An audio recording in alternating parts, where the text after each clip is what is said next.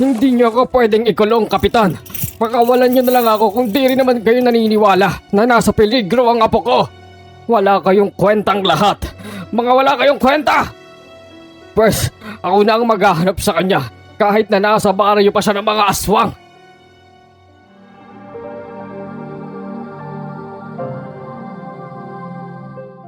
Iniisip ng mga otoridad sa barangay na nababaliw ako. 2 araw na kasi akong nagmamakaawa para tumulong silang hanapin ang apo ko. Sabi nila, baka nakipagtanan lang daw o naglakwat siya. Pero alam ko ang katotohanan. Nasa peligro ang apo ko. Patutunayan ko sa inyong lahat na mga nakikinig sa channel na ito na hindi totoo ang iniisip nila.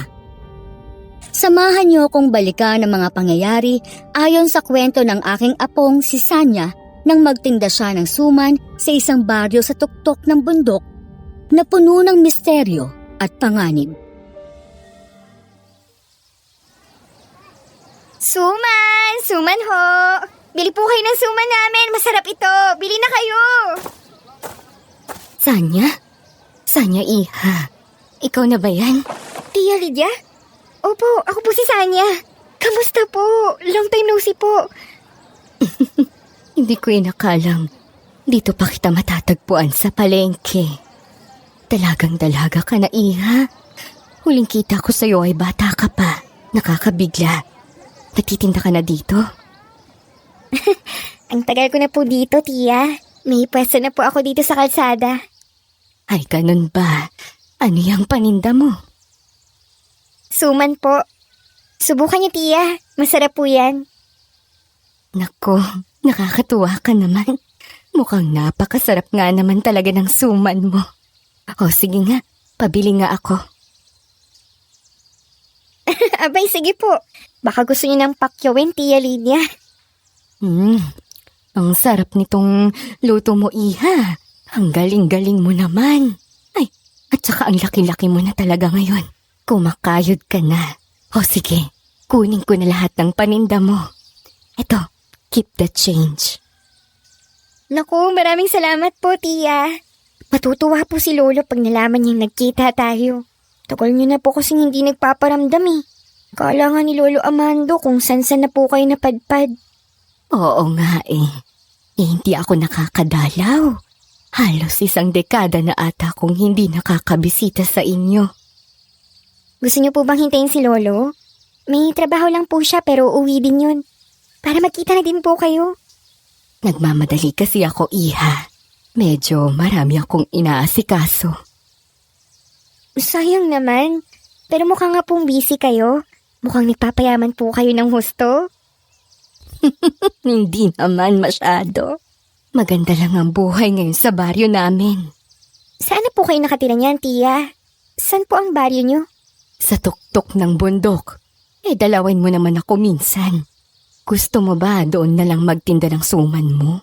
Sigurado kong magiging mabenta ito sa taas. Ubus yan agad dahil masarap at napakalinamnam. Kung gusto mo hingin kita ng permiso na magtinda ka sa plaza. Talaga po? Mahiyaman din po ba yung mga tao sa lugar niyo, Tia? Sakto, malapit na po yung graduation ko kaya may hinahabol po akong gastusin. Kaya nga sumama ka na sa akin. O ito, bibigyan kita ng puhunan para makabili ng mga kailangan mo. Uunahan na kita ng malaking order para sigurong may kita ka na agad. Tapos kung gusto mo pang makaipon at may matitira ka pang paninda, ilako mo sa plaza. Wow, Chang! Malaking tulong po sa akin ito. Sige po, game ako. Mabuti naman. Gusto kong ibida yung suman mo sa mga kumari ko eh. Sigurado kong pagkakaguluhan ka dun sa amin. Marami kang kikitain. Pangako, ituturo ko sa'yo kung paano pumunta sa baryo namin. Madali lang. Sanya? Aalis ka? Saan ka pupunta? Excuse me? Sino ka? At bakit mo tinatanong ang pamangkin ko? Ay, sorry po. Ako po si Donald. Don for short. Manliligaw po ako ni Sanya. Sensya na ho, Chang. Makulit lang talaga tong si Don. Bigla-bigla na lang sumusulpot kahit wala namang nag-iimbita sa kanya. Baka naman sumunod ka pa sa akin sa bundok ha. Huwag mo akong kukulitin doon, magtatrabaho ako. Bundok? Bakit ka pupunta sa bundok? Dahil magbebenta siya ng suman sa aming baryo. Sanya, pwede ba kita makausap? Excuse me lang po, Chang. Sandali lang. Ano ba, Don? Busy ako. Ang daming binibili ng tsahin ko, oh. Mamaya mo na ako kausapin. Pero, dun sa tuktok ng bundok na baryo ba ang sinasabi niya? Sanya, ano ka ba? May mga chismis na may mga aswang sa baryong yun sa bundok. Huwag kang magpupunta dun. Sandali nga, ha? Kung makapagbawal ka, parang kasintahan na agad, ah. Pupunta ako doon para kumita. Ikaw na nga rin yung nagsabi na chismis lang yung mga tungkol sa aswang na yan. Sanya, akala ko ba maliligaw lang yan? Bakit kung makamando sa'yo parang asawa mo na? At hindi totoo ang sinasabi mo, iho. Walang aswang sa lugar namin. Nakapunta ka na ba doon? At bakit ka nanghuhusga? Nako, sorry po. Yun lang po kasi ang naririnig ko tungkol sa taas ng bundok. Ganun ba? Di mabuti kung hindi ka nakikialam kung hindi ka naman pala sigurado. Sanya, ganto na lang. Dadagdagan ko pa yung puhunan mo. Dodoblihin ko na. Para naman sulit ang pagpunta mo. Maasahan ba kita? Oo naman po, Chang. Susunod po ako. O siya, sige na. Ay, teka. Naaalala ko. Mabuti na lang, kakabili ko lang. Gusto mo bang lagyan ito ng asukal na to? Galing ito sa amin. Ubod ng tamis yan at patok na patok sa lugar namin. Tiyak na magiging mas malinamnam pa yan sa mga suman mo. Sige po, maraming salamat po talaga. Kita na lang po tayo doon bukas.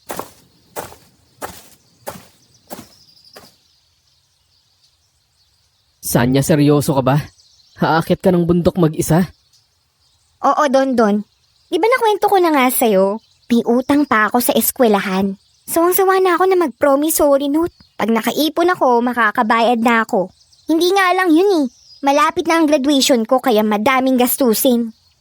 Dito ka na lang magbenta sa palengke. Wala naman si Aling Tess Di ba sabi mo isang buwan na siyang hindi nagbebenta dito? Kaya kuha mo na lahat ang mga naghahanap ng suman dito. Siya naman pinakakompetensya mo dito, di ba?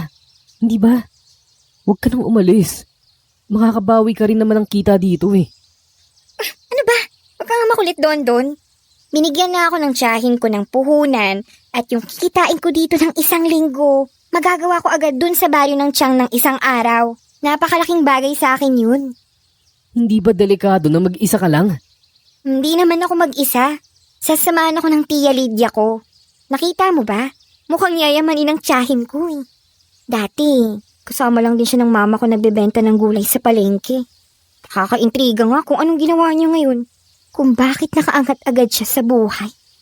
Teka, nagliligpit ka na. Sandali lang. Saan ka pupunta?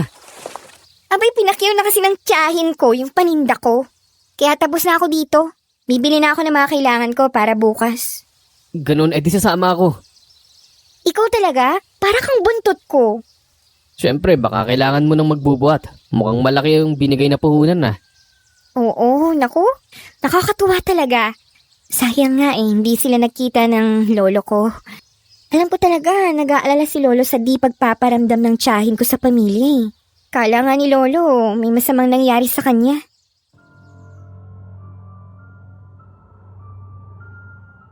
Madaling araw pa lang, niluto ko na agad ang aking mga suman.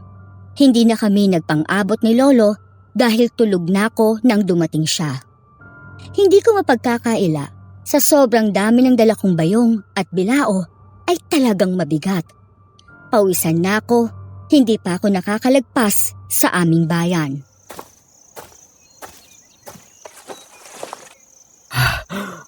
Sanya, sandali lang naman. Hintay mo ako. Don, anong ginagawa mo dito? Ano pa ba? Di sasamahan kita. Akin na yan. Ang bigat naman itong mga dala mo. Ayaw mo ba nang makakatulong sa'yo? Gusto. Salamat Hindi ko ata kayang iakyat yan na mag-isa sa bundok Ba hindi talaga. Nagulat nga si lolo mo kanina nung hinahanap kita sa inyo. Akala niya sa palengke ka maglalako. Nagbaka sakali lang ako na aalis ka ng ganitong oras. Hindi pala niya alam na aakyat ka sa bundok. Sinabi mo? Bala ko pa naman siyang supresahin. Excited na akong iuwi yung kikitain ko dahil gusto ko makita yung mukha ni Lolo pag nalaman niyang solved na ang problema namin sa graduation ko. Pasensya na. Ayoko kasing isipin ng lolo mo kung saan-saan tayo magpupunta ng walang paalam kaya nagsabi ako sa kanya. Hindi ko alam na sorpresa pala. Nagulat nga din siya dahil sabi ko yung tiyang mo ang nag-aya sa'yo. Hayaan mo na. Ang importante, marami akong may iuwing kita. Tuwing Sabado at Linggo lang ako kasi pwedeng maglako ngayon. Minsan, di na ako nakakalako ng hapon pagkatapos ng klase dahil busy na.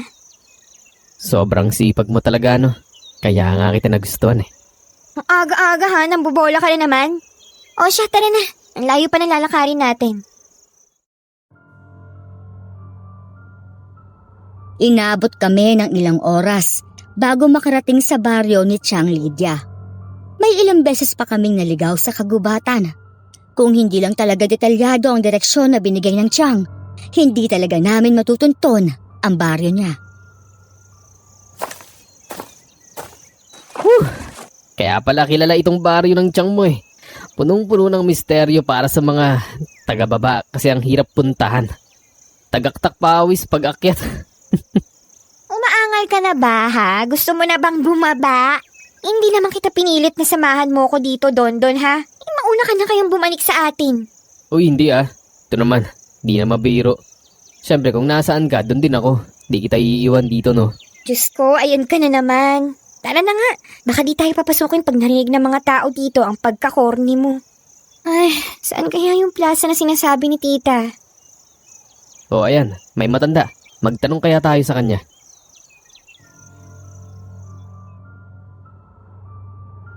Isang lumang kubo ang natagpuan namin bago makapasok sa baryo. Katabi nito, isang matandang lalaki na mistulang umiiyak ang balak lapitan ni Dondon. Hinahaplos na matanda ang mga bulaklak na nilagay niya sa taas ng napagtanto kong mga puntod. Huwag Don, nagluluksa siya. Huwag natin siyang istorbohin. Sa loob na lang tayo magtanong. Ay, oo nga naman. Kawawa naman siya, mukhang marami siyang iniiyakan.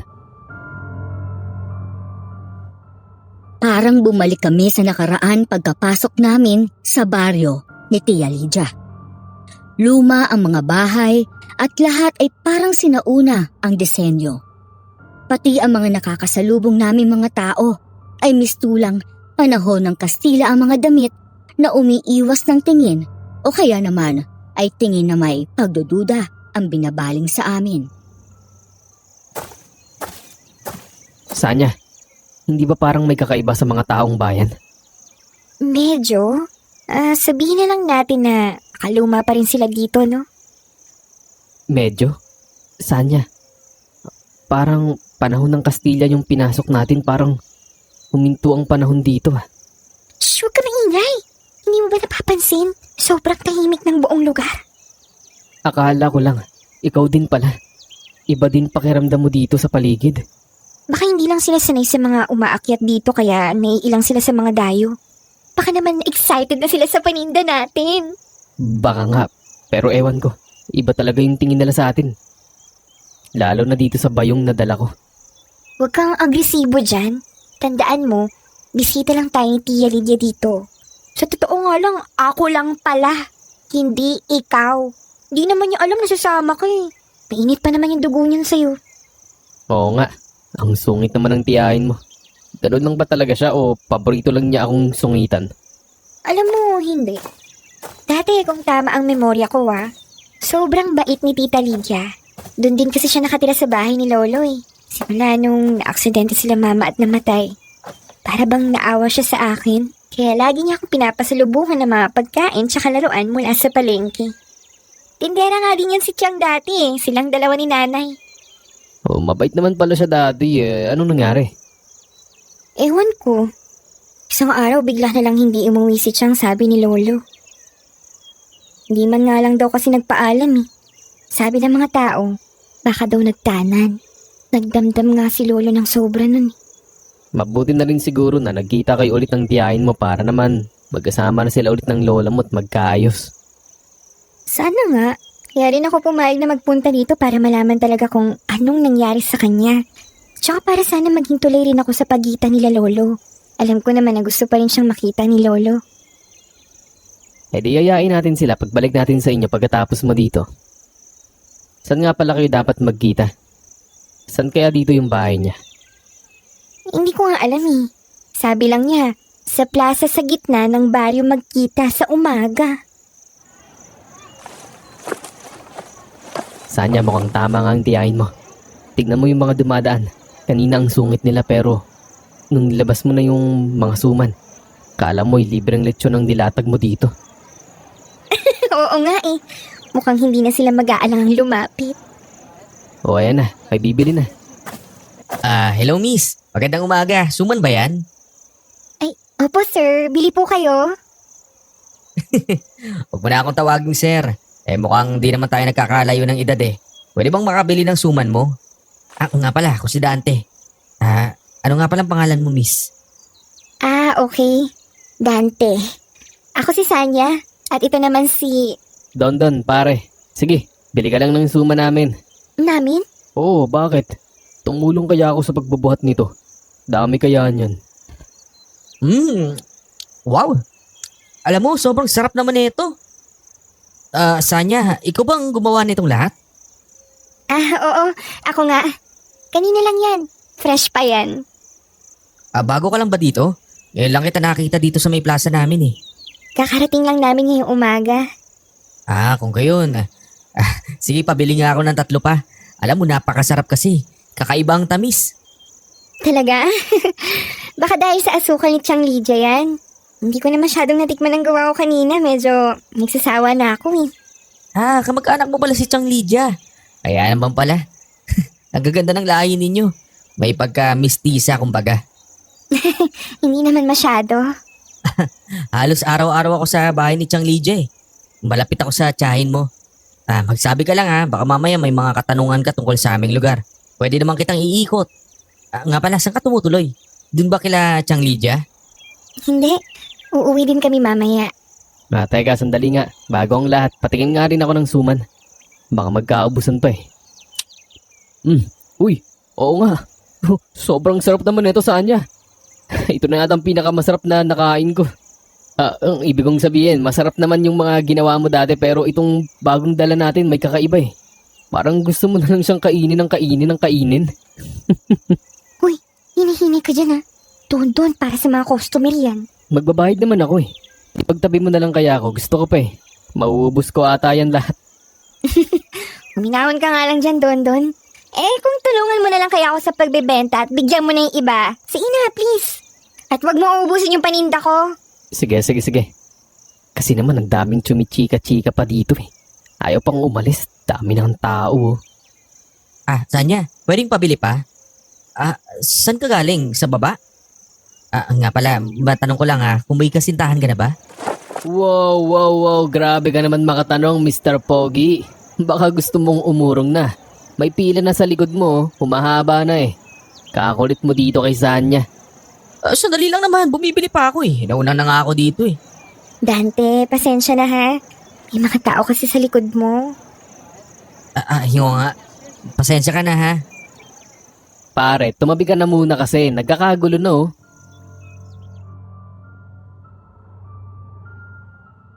Habang nagtatalo ang dalawang lalaki, nagsisimula na rin kaming dumugin. Kulang na lang, mag-agawan na rin ang mga nakatikim na ng suman. Hindi ko na malayan, nagkaroon na ng tulakan sa pila. Dahil dito, natabig ang isang matandang lalaki at nadapa. Napadausdos siya sa lupa. Di ba't siya yung matanda sa bungad ng baryo kanina? Yung umiiyak sa puntod? Tulungan natin. Naku po, okay lang po ba kayo? Kainis naman oh. Kasi naman Dante, bakit ba ayaw mong tumabi? Don, wag ka nga magtaas ang boses dito. Iwas na lang tayo sa gulo. Dayo lang tayo dito. Bakit akong pinagsasabihan mo? Yan kasing lalaking yan. Don, tama na. Customer si Dante. Gumagawa ka ng eksena. Ako pa? Alam kong gwapo siya pero hindi yung dahilan para maghari-harian siya dito. Kakakilala mo lang sa kanya tapos ganyan na siya? Naku naman, maglalakad-lakad na nga muna ako. May init ang dugo ko sa mga maere dito eh. Anong problema niya?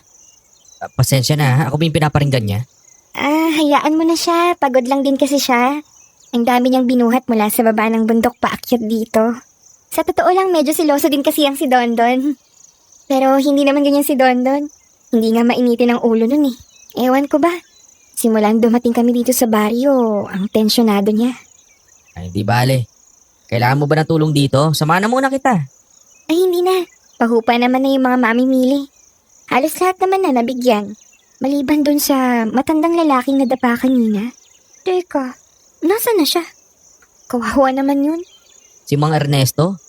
Hindi yata siya bumibili. Napadaan lang. Sandali lang Sanya, huwag mo siyang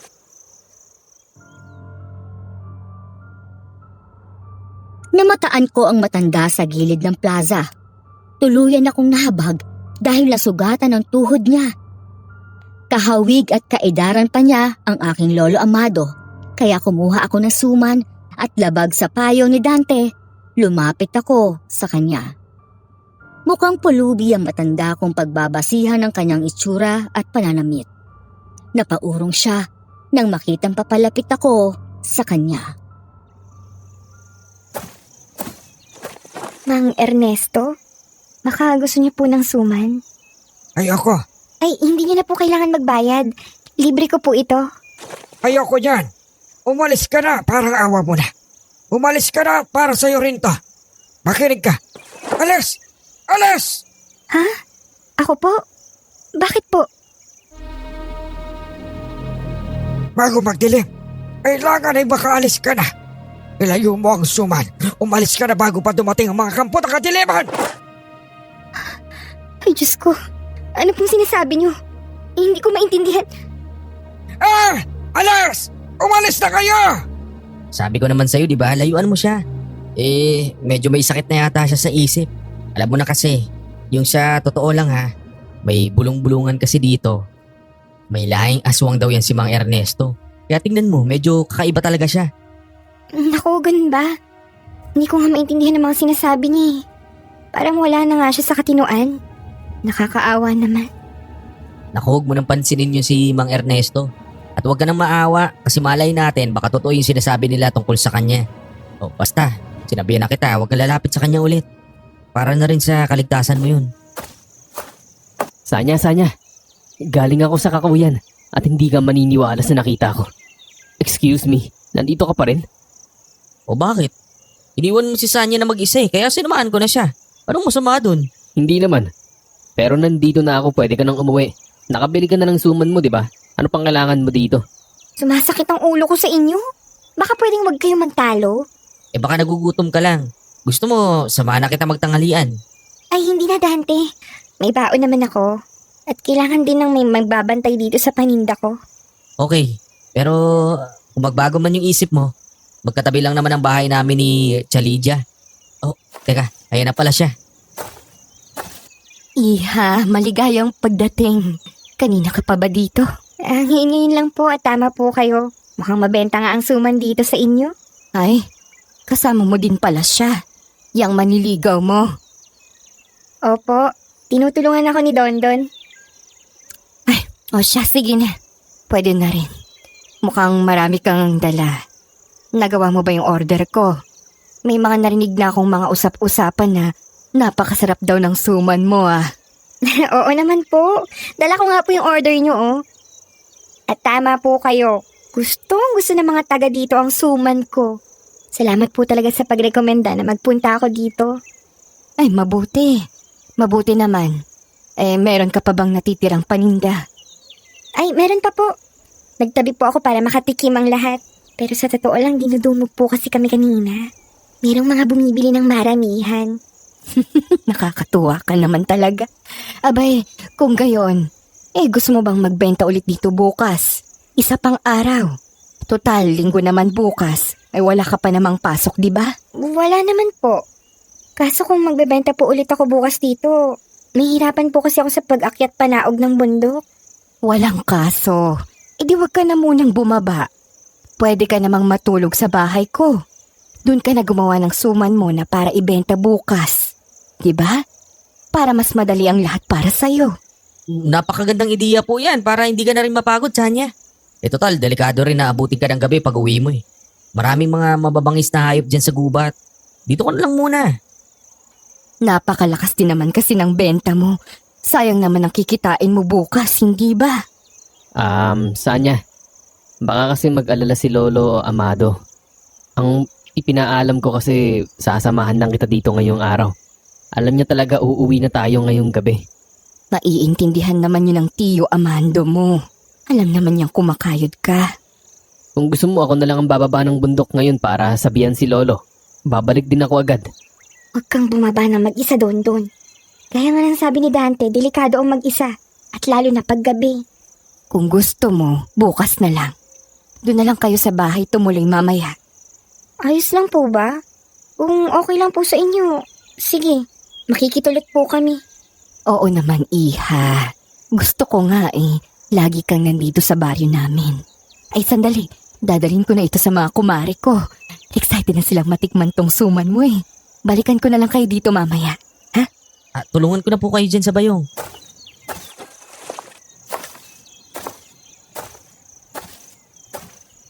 Sanya, pasensya ka na kanina ha. Ewan ko ba, simula nung pumasok tayo dito sa baryong to, parang kakaiba ang pakiramdam ko eh. Ang bigat sa dibdib.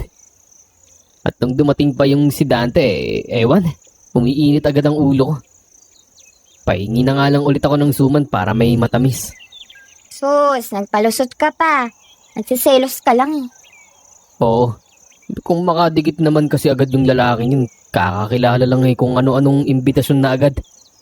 Ano ba? Huwag ka nga magselos. Ikaw na nga ang kasama ko dito, di ba? Basta't huwag ka lang mga away.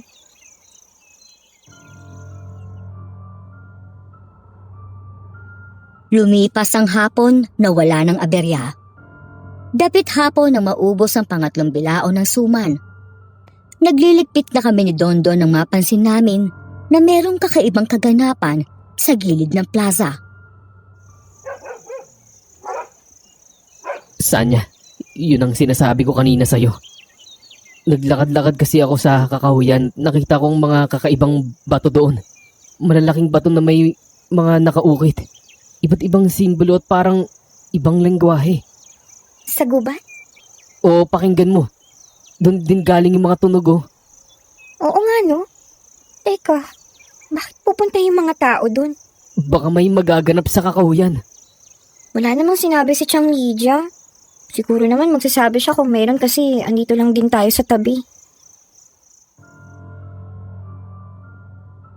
Inabangan namin ang kakahuyan para sa mga ilaw o boses na indikasyon na may nangyayari sa loob nito.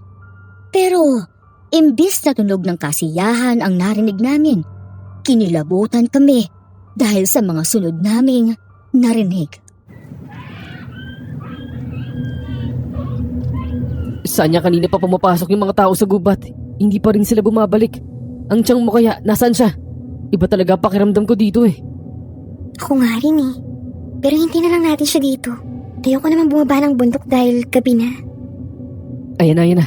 Bumabalik na sila mula sa gubat. Pero bakit kaya nakayuko silang lahat? Don, namamalikbata na ba ako?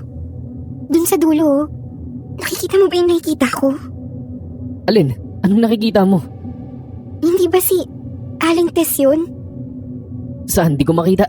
Nakatago mga mukha nila eh. Aaling Tess? Yung kasabayan mo maglako ng suman sa palengke sa atin? Yun bang tinutukoy mo?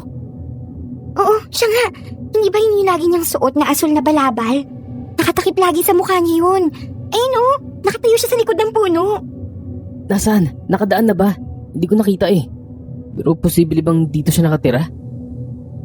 Ewan ko. Pero alam ko may mga anak siya sa bayan eh. Biyuda na yan siya kaya doon sila nakatira sa gilid ng palengke para malapit sa pwesto niya. Hindi siya alis ng bigla at iiwan ng mga anak niya kasi maliliit pa yun eh. Isang buwan na siyang hinahanap sa kanila. Pero tingnan mo oh, may kakaiba sa mukha niya. Hindi ko mawari. Sandali, saan ka pupunta? Paano na tong mga gamit mo dito? Kailangan ko siya makausap. Aling Tess? Aling Tess! Nagtungo ako sa puno kung saan ko siya namataan. Nakita ko siya, nakayuko at parabang may kinakapa sa lupa. Pero ang mukha niya, blanco lang ito. Sinubukan kong kunin ang kanyang atensyon, pero hindi siya tumutugon sa kanyang pangalan hanggang sa bigla siyang tumalon at mabilis na nakarating sa akin. Tulala ang mga mata niya, pero ang kanyang mga matatalas na kuko ay kumakagat sa braso ko. Napakadiin hanggang sa nagkasugat na ako. Matapos nito ay tinuro niya ang plaza at tumakbo sa loob ng kakahuyan. Sinubukan ko siyang sundan pero may pumigil sa akin. Sanya? Anong ginagawa mo dito sa kakahuyan? Bakit nagtatatakbo ka? Nasaan ang kasama mo? May nakita po kasi ako dito sa puno. Kakilala ko po yun sa palengke namin. Kaso hindi na siya lumilingon kahit anong tawag ko sa kanya. Baka kilala niyo po si Aling Tess? Ha? Tess ba ka mo?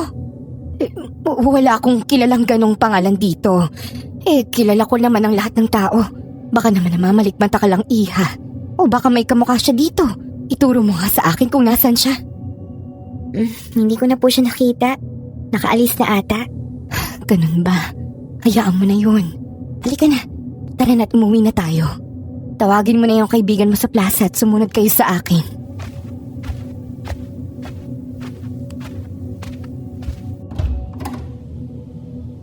Chang, ano po nangyayari sa gubat? Bakit nagpunta ang mga tao doon? Tapos may mga kakaibang tunog po. Ano yun? Wala naman akong napansin. Nakita po namin sila eh. Paisa-isa po ang punta nila.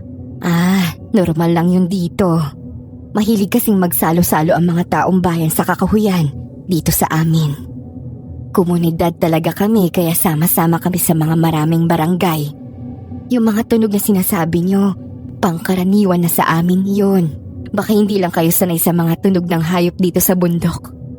Baka nga po. Siguro kailangan nyo nga lang din magpahinga. Dala lang siguro ng pagod yan. Sanya, dito mo na ilagay mga gamit mo sa kwartong to ha. Ikaw naman iho, dun sa dulo ang kwarto mo. Maraming salamat po. Walang anuman. O wag na kayo masyado mag-alala at magpahinga na kayo ha. O nga pala, Sanya. Meron dyang mga sangkap ng suman mo. Kumuha ka na lang sa kusina. Wala lang akong pambalot pero meron ako ng matamis na asukal. Meron po ako, Chang.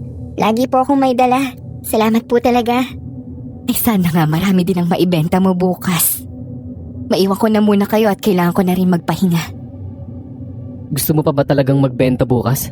Sabi ko naman sa'yo kung ano man yung utang mo sa eskwelahan, tutulungan kita eh. Hahanap ako ng paraan para mabuo mo na yung pambayad.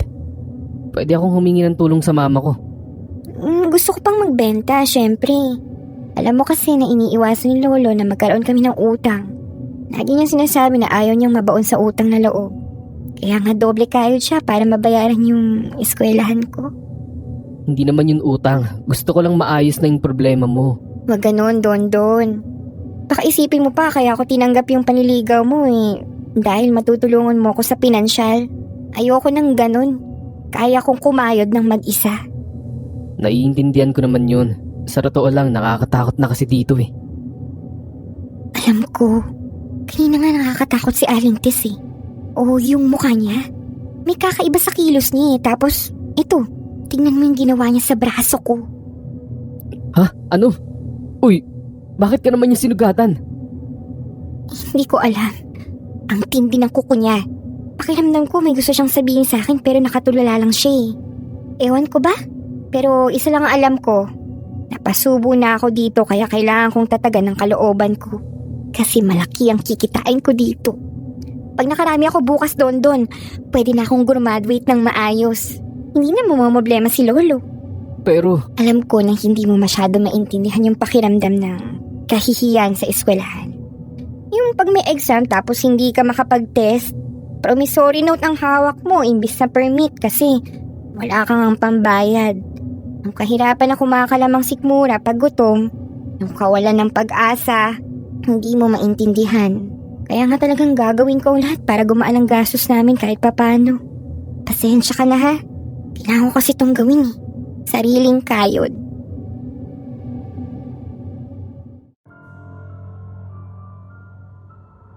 Madaling araw nang magdesisyon akong bumangon. Hindi talaga ako makatulog dahil namamahay din ako. Nagtungo ako sa kusina para hindi naman masayang ang oras ko. Bala kong ihanda na ang mga suman. Napalingon ako sa bintana nang marinig ang mga kaluskos sa likod bahay. Sinilip ko kung anong nangyayari sa bintana at doon ako nabigla dahil may nakita akong lalaki sa ilalim ng malaking puno. Nakayuko ito at para bang may hawak na pusa sa kanyang mga kamay. Saan niya? Ano nangyayari? Sa likod bahay, Dondon. May nakita ako. May nananakit doon ng pusa. Putik aswang! Sandali! Huwag mo siyang saktan, Dondon! Bakit? Si Mang Ernesto yan! Pinatay niya yung pusa. Hindi ako ang pumatay sa pusa. Nakita ko lang yan. Ay maniwala kayo sa akin, hindi ako. Naabutan ko lang siya rito. Ano nangyayari dito? Akala namin may aswang. Sandali lang po. Nagkamali ako. Si Mang Ernesto lang pala. Ernesto? Bakit ka nanggugulo sa bahay ko? Ano yan? Pumatay ka ng pusa? Hindi. Kagagawa niyo ito. Oo, kayong lahat. Kayo! Anong kami? Paano mo pang itatanggi na hindi ikaw ang gumawa niyan? Kitang-kita ka namin. Hindi nga ako. Hindi ako, lahat kayo. Lahat kayo. Lahat kayo mapupunta sa impyerno. Tumigil ka nga. Umalis ka na rito. Salot kang aswang ka. Alis!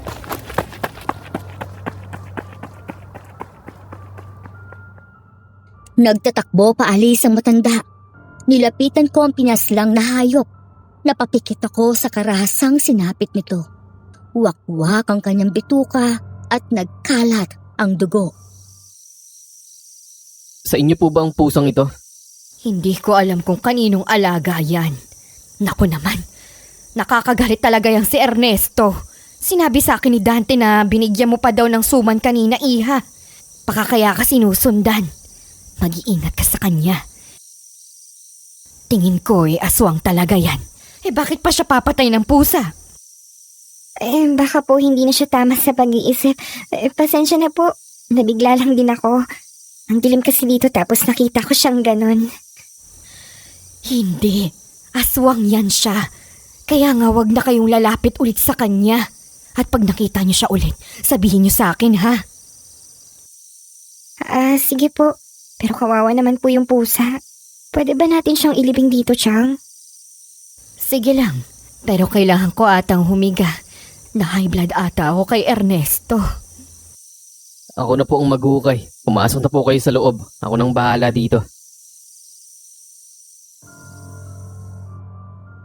Hindi na ako bumalik sa kama. Dumiretso ako sa kusina para mawaglit sa aking isipan ang nangyari. Hinanda ko na lang ang mga suman hanggang sa inabot na ako ng umaga. Dinatnan ko naman si Dondon, bagong gising at iritable na umupo sa pagkainan. Nangangalumata siya at tila ba balisang-balisa. Ayos ka lang? Kamusta yung paglilibing mo kaninang madaling araw? Sana tinulungan kita imbis na nagluto ako ng suman. Hindi, ayos lang yun. Madudumian ka pa eh. Nagluluto ka. Sinuri ko din kasi yung pusa. Nakapagtataka kasi masyado eh. Sigurado kong hindi mo kakayanin yung mga nakita ko sa loob ng pusa. Ha? Anong ibig mo sabihin? Unti-unti na ako naniniwala. Baka nga aswang si Mang Ernesto. Kasi naman, wakwak yung tiyan ng pusa kasi tinanggal yung mga laman loob nito. Ay, Diyos ko po. Paano mo nalaman? Nakita ko kasi, bago ko inilibing yung pusa, lumuha yung laman ng tiyan niya. Akala ko yung mga laman loob ng nahulog sa lupa pero hindi. May iba pa pala. Ito.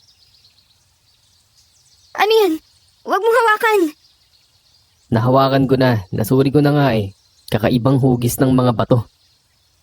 Tsaka mga patpat na pinagdikit-dikit. Tinalian ko pa nga eh. Tali? Bakit kailangan talian ng mga patpat? At ang mas importanteng tanong, anong ibig sabihin ng lahat ng yan? At bakit nilagay sa loob ng patay na pusa? Ito po, mukhang hindi sariwang bangkay nito. Parang ilang araw nang patay yung pusa. Di ibig sabihin, mali yung paratang natin kay Mang Ernesto. Ako, tinaboy pa naman natin siya. Totoo palang sabi niya natagpuan lang niya yung pusa. Di ko alam kung ano ba talaga paniniwalaan ko pero para sigurado lumayo na lang din tayo sa kanya. Alam mo, kahit ganun, magaan pa rin ang loob ko sa kanya. Nakakaawa kasi siya eh. Nakikita ko si Lolo Amando sa kanya. Nakita na kaya ang pamilya niya, no? Mahirap na niya. Mabuting mag-ingat na lang tayo dito. Okay ka lang ba doon? Mukhang may sakit ka oh. May nararamdaman ka ba? Sama lang ng pakiramdam ko simula kahapon parang nanlaalata ako masyado. Pero mainit din yung loob ng katawan ko. Parang ang kati-kati ng lalamunan ko tapos kahit sobrang dami ko ng kinain kagabi gutom pa rin ako. Nako, baka magkatrangkaso ka. Gusto mo ba mauna ka na sa ating umuwi? Umaga naman na. Siguro naman okay lang na mag-isa akong bumaba ng bundok ngayon. Gusto ko kasi baka magalit na sa akin ng lolo mo at isipin na nagtanan tayo. Kaso di ko ata kaya talaga eh. Ang sakit ng katawan ko. Parang ang labo din ng paningin ko at nasusuka na rin ako kanina. Hala, ano nangyayari sa'yo? Ganto na lang, magpahinga ka na muna. Ako na lang muna ang pupunta sa plaza tapos babalikan kita dito pag tapos na ako. Sabay na tayo umuwi, ha? Ayoko. Baka maiiwan kang mag-isa doon sa plaza. Baka kung sino-sino pa umaligid sa'yo doon eh. Baka andun na naman si Mr. Pogi. Papansin na naman. Ano ka ba? Wala kang dapat ikaselos. Ang kailangan mo pong intindihin ay kung paano ka gagaling ng ilang oras. Dahil iiwanan kita dito pag tapos na ako. May pasok pa ako bukas. Hindi ako papayag. Susundan kita kahit saan ka magpunta. Anong susundan? Saan ka pupunta, Iha? At bakit may iwan siya dito? Magandang umaga po, Chang. May sakit lang po si Dondon. Sabi ko nga po magpahinga na lang muna siya dito. Oh, sige. Kung gayon ay sasamahan kita sa plaza. Iniwanan ko ng ilang suman si Dondon dahil sa kanyang pagmamakaawa na mabigyan pa siya. Samantala, dinala namin ni Tia Lydia ang mga bilao sa plaza. Doon, nakasalubong namin si Dante at ilang mga mamimili na nakaabang na.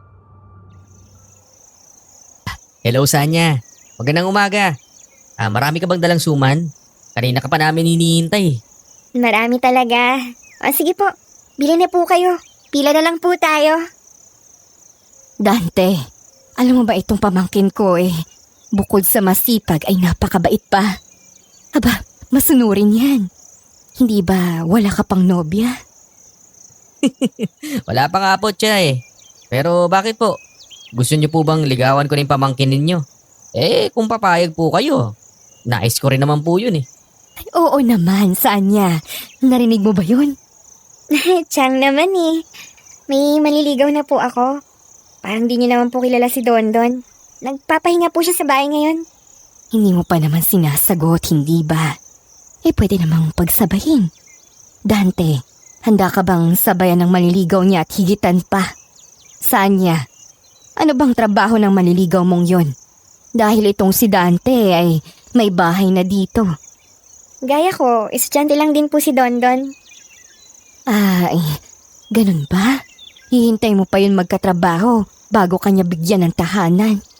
Itong si Dante, may nakahanda na at kita mo naman, kay gandang lalaki. Aba, ano pa bang hahanapin mo? Bigyan mo na ng pagkakataon tong manok ko. Mayaman na, gwapo pa, hindi ka pa magsisisi.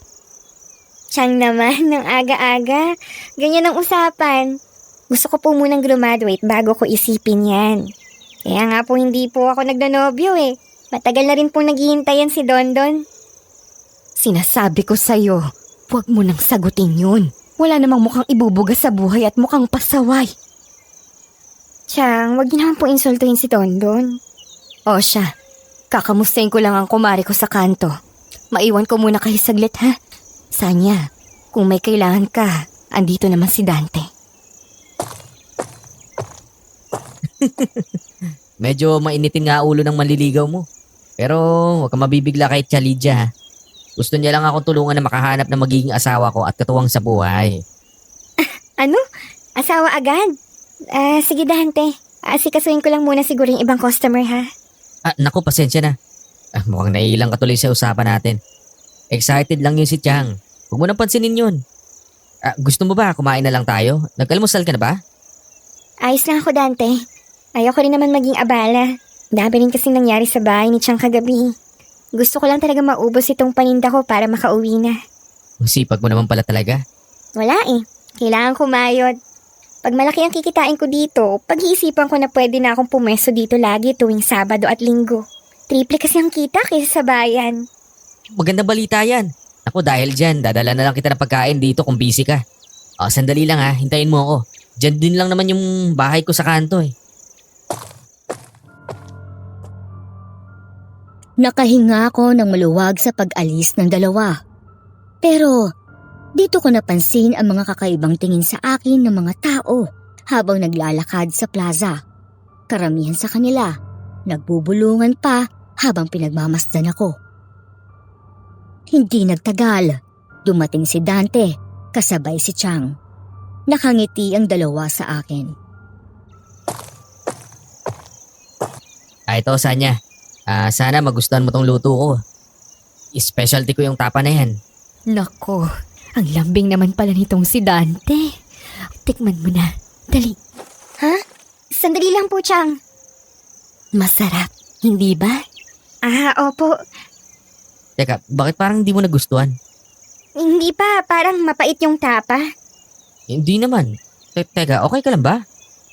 Eto, kumain ka kaya ng suman para mawala yung pait ng panlasa mo. Diyos ko. Bakit ganito yung lasa ng suman? Natikpan niyo na ba? Wala naman nag-iba sa recipe ko Bakit mapait din yung suman? Ano ka ba naman Iha? Ayos lang naman ang lasa. Baka naman ang panglasa mo yung may mali. Oo nga. Ang tamis pa rin kaya ng suman mo. Ayos ka lang ba talaga? Parang namumutla ka na. Iha, ano nangyayari sa'yo? Hindi ko po alam. Parang hindi po ata mabuti ang pakiramdam ko. Naku, Sanya. Baka kailangan mong mahiga. May gamot ako sa bahay. Sige po, uuwi na rin ako para ma-check ko na rin si Dondon. Ihatid na kita. Hindi ko pinansin si Dante. Nauna ako. Tumakbo ako papunta sa bahay ng Chang. Iba na ang pakiramdam ko. Para bang kumukulo ang mga laman loob ko.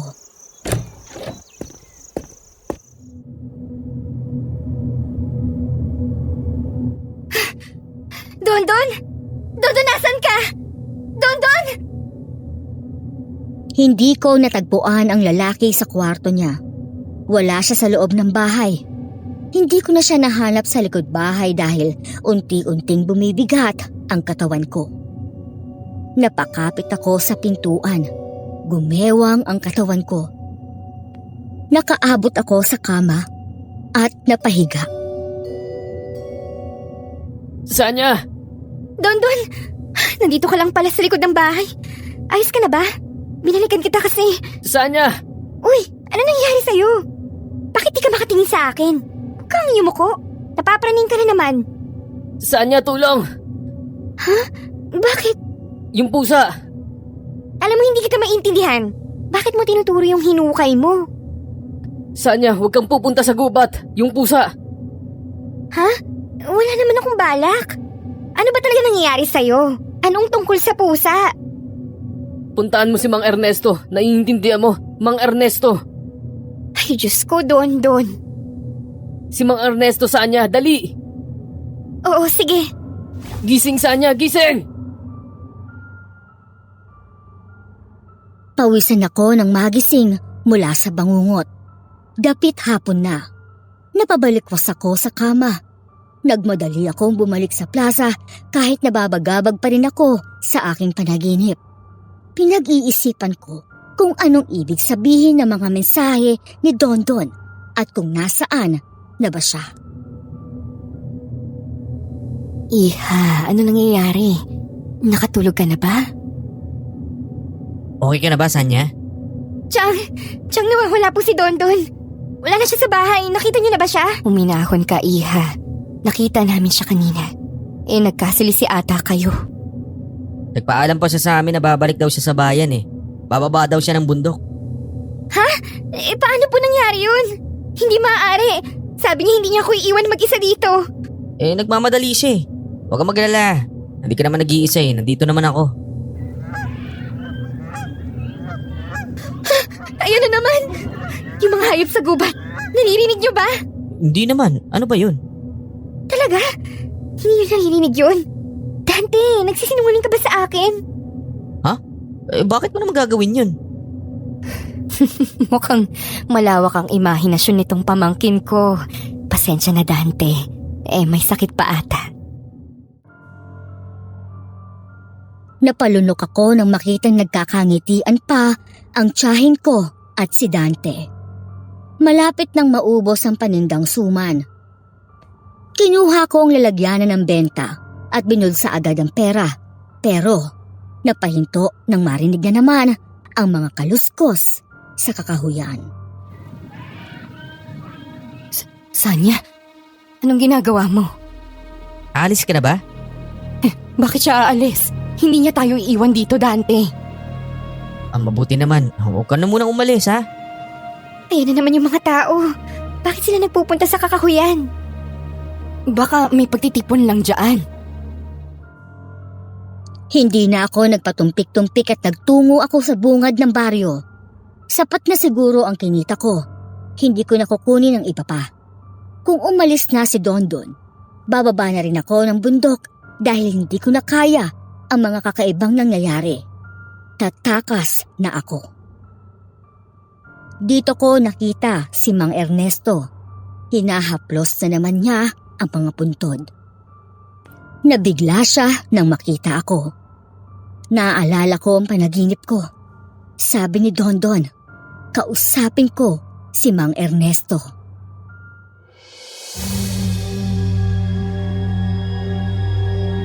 Mang Ernesto? Ang mga suman. Ikaw ang nagbebenta sa kanila, hindi ba? Uli na ang lahat. Umalis ka na. Suman? Paubos na nga po. Aalis na ako. Ubus na. Binigay mo sa kanila. Opo, aalis na ako.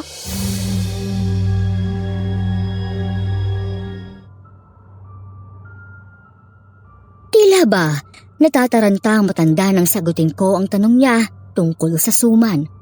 Umiling siya ng umiling at maya-maya pa'y sinaktan ang sarili niya. Yumuko siya sa mga puntod at kinausap ang mga ito. Dito ako napahinto dahil may sinabi siya. Nanlaki ang mga mata ko. Napalingon ako sa matandang panay ang pagtangis. Nag-iba ang itsura ni Mang Ernesto. Kinakayod niya ang lupa gamit ang kanyang matatalas na kuko. Kasalanan ko to. Kasalanan ko to, Maria. Entoy, anak, patawarin mo ako. Ang mga suman. Nagkamali ako. Dapat hindi ako nagbentas dito sa baryo ng mga aswang. Baryo ng aswang? Ikaw, sinabihan na kita. Tumuloy ka pa rin. Aswang din kayo? Lumapit siya sa akin. Para bang may gusto pa siyang sabihin pero hindi na ako nagtagal doon nang makita ang totoong anyo niya.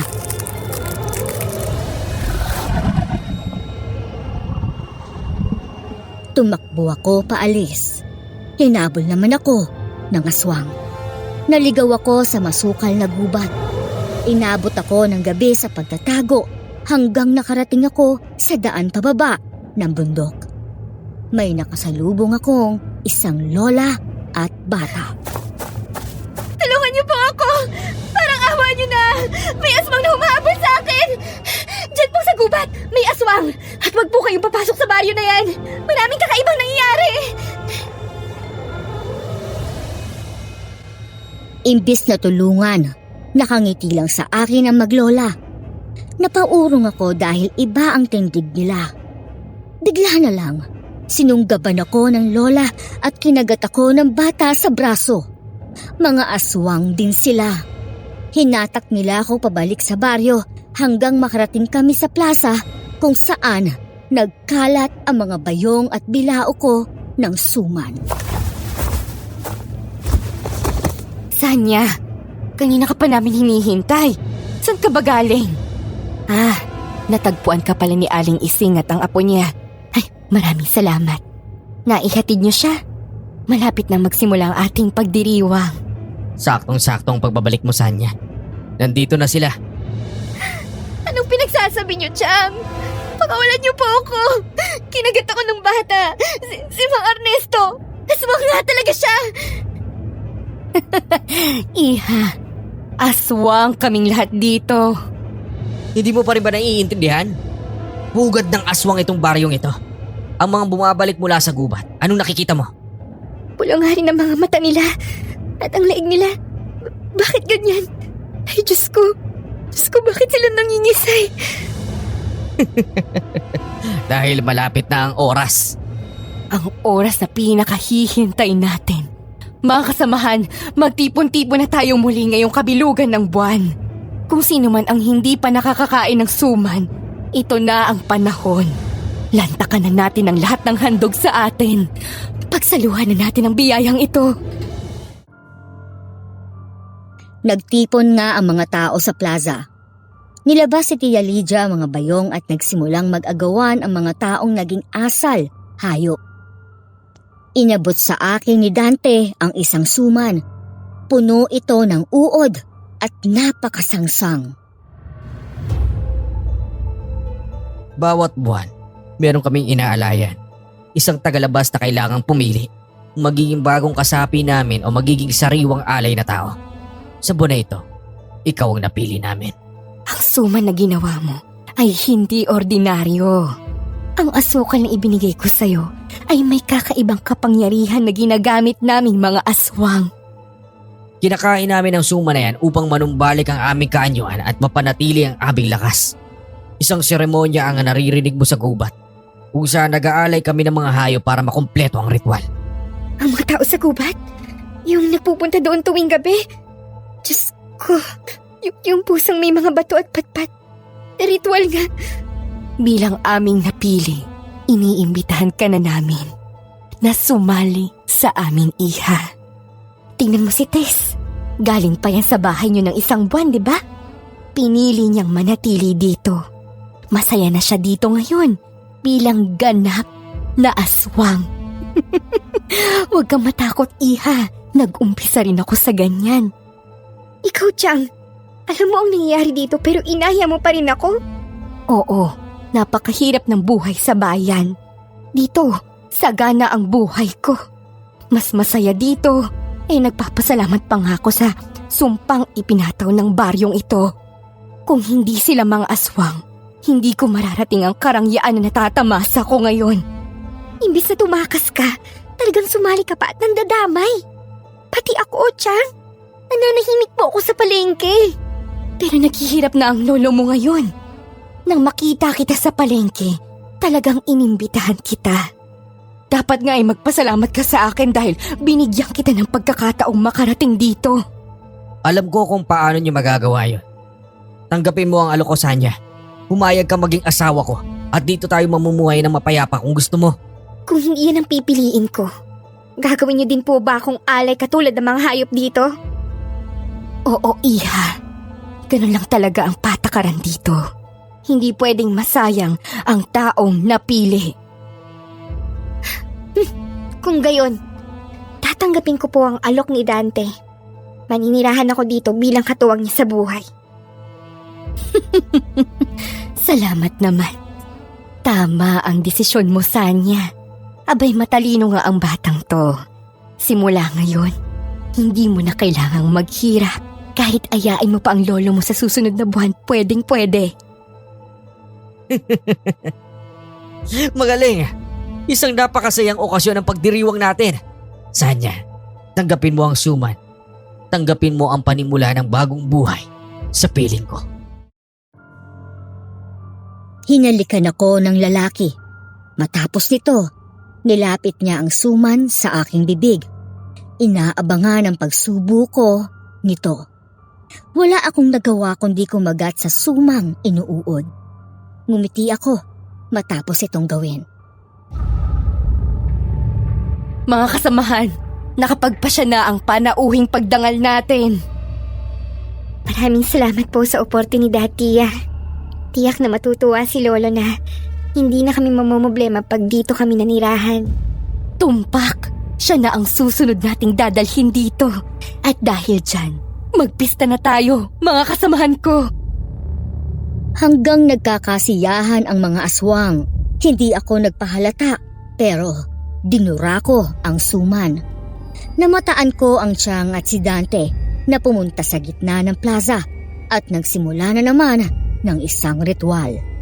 Nagbago sila ng anyo at naging ganap na aswang.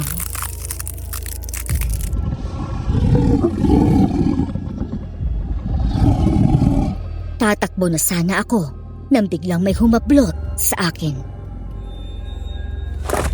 Sumama ka sa akin. Mang Ernesto?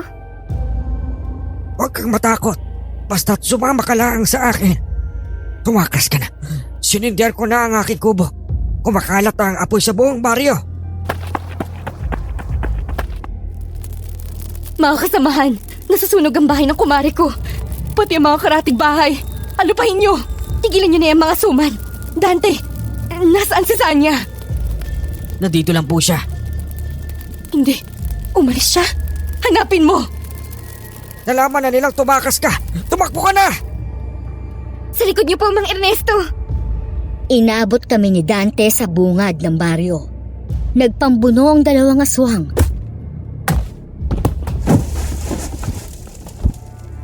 Tumakbo ako paalis pero may humatak sa aking buhok.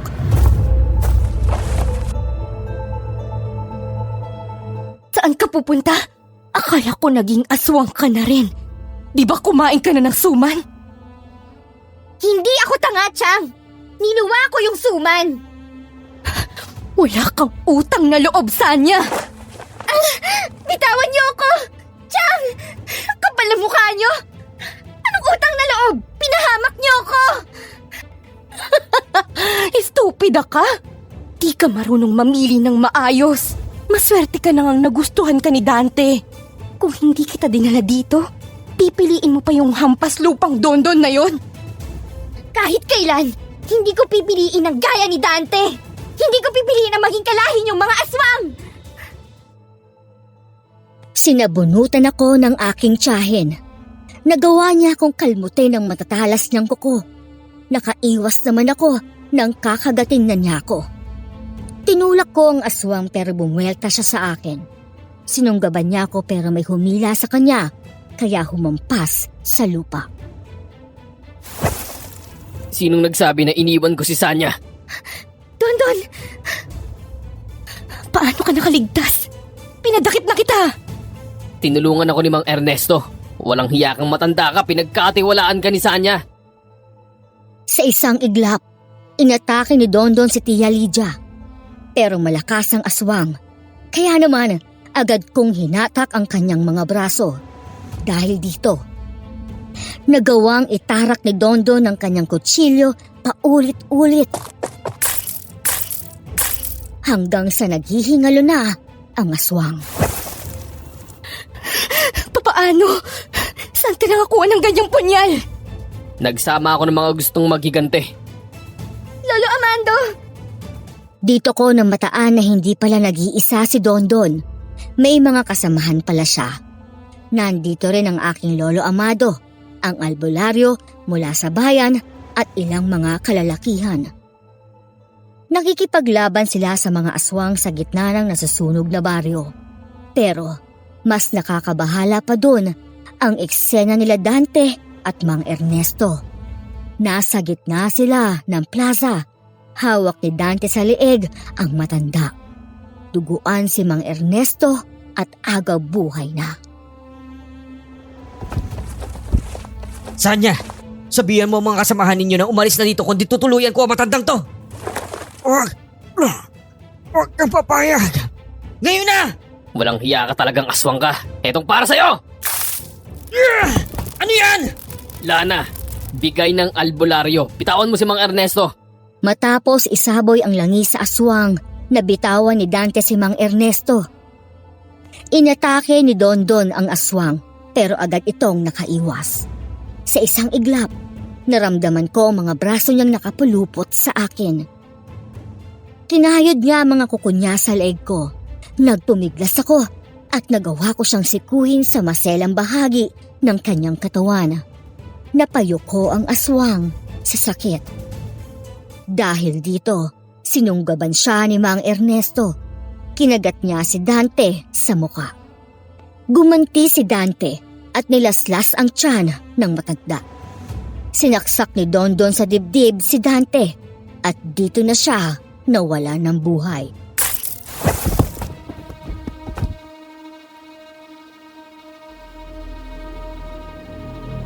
Mang Ernesto! Yung buntod! Yung buntod! Dondon, nasa ng albularyo? Malubhan ang mga sugat niya. Baka pwede pang magamot to. Hahanapin ko. Hindi na. Bakit po?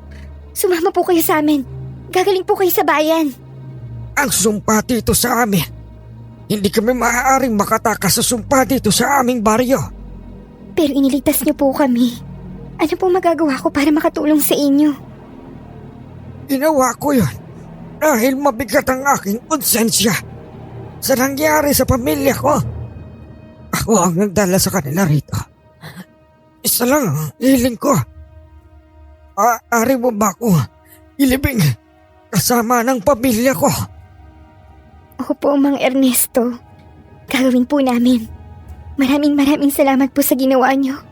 Huwag po kayong mag-aalala. Salamat.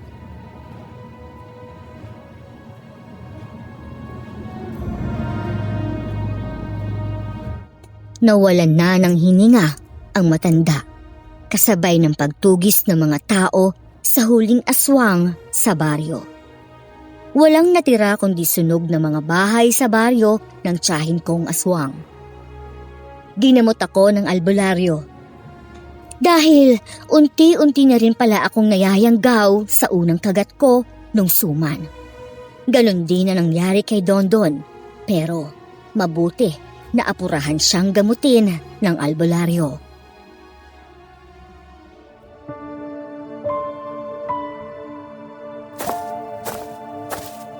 Apo, mabuti at naabutan ka namin.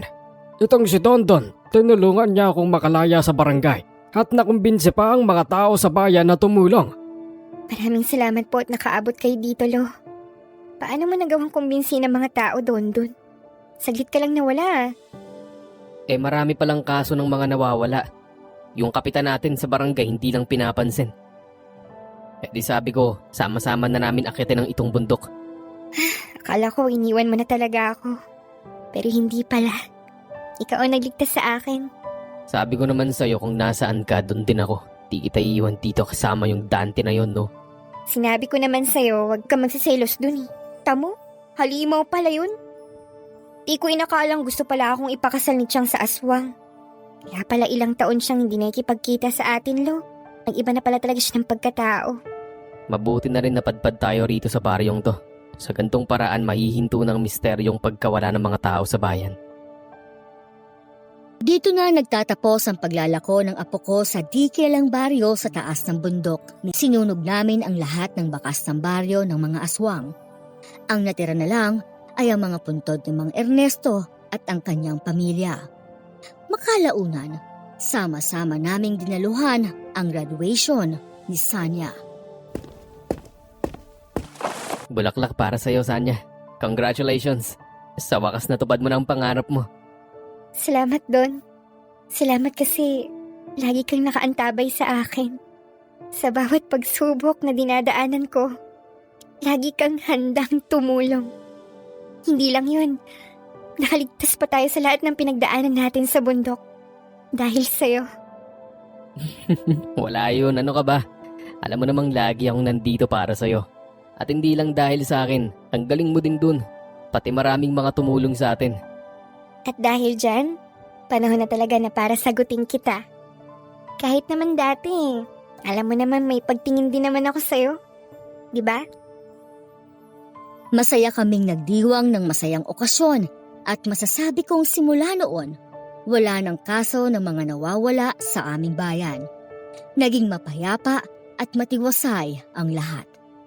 Dala ng sipag at tiyaga sa buhay, umasenso ang aming pamilya at nakaahon sa hirap. Masaya akong ibalita na nagkatuluyan si Dondon at ang aking apo hanggang sa dambana. Hanggang dito na lamang.